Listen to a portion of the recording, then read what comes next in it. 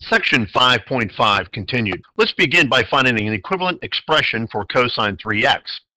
Cosine 3x can be broken into a sum of 2x and x. Then I can use the cosine sum identity to simplify.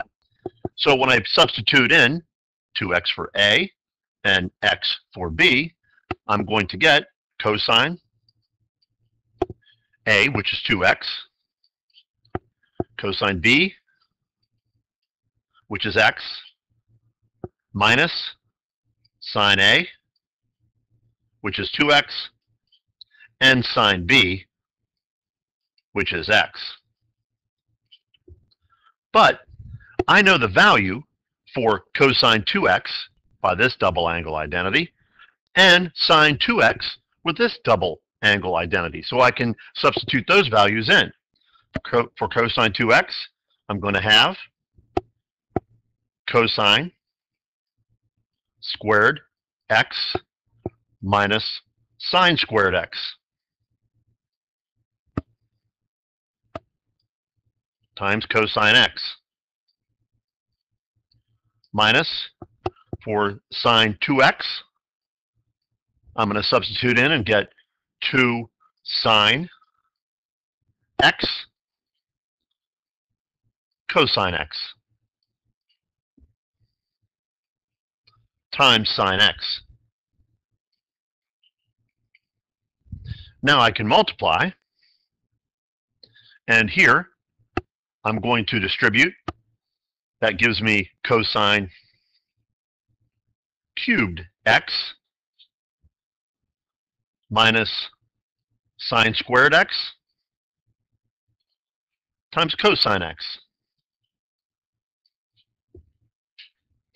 minus, then I can just multiply sine x through, and that's going to give me 2 sine squared x cosine x.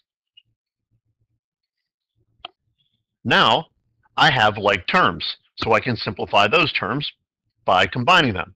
That gives me cosine cubed x minus a minus 1, a minus 2 is a minus 3, sine squared x cosine x. But I can use the Pythagorean identity to simplify further and just end up with an expression with all cosines. I know the Pythagorean identity is sine squared x plus cosine squared x equals 1. So if I solve for sine squared x, that's going to give me cosine cubed x minus 3 cosine x times, and that's going to be sine squared x using Pythagorean identity and simplifying for sine squared x is 1 minus cosine squared x. Now I can distribute on my second part and get cosine cubed x minus 3 cosine x plus 3 cosine cubed x. Again, I have like terms. I can combine them. That gives me 4 cosine cubed x minus 3 cosine x. And now I have found an equivalent expression for cosine 3x. On this slide are our product to sum identities. You can review these through the chapter, or you can pause and review them here. In this example, I want to write sine 2 theta cosine theta, which is a product, as the sum or difference of two functions. And we can see by using this product to sum identity, we can substitute in and simplify. So for angle A, I'm going to use 2 theta. And for B, I'm going to use theta. Then I just substitute in. That's going to give me 1/2 sine A is 2 theta, B is theta, plus sine A, which is 2 theta, minus B, which is theta.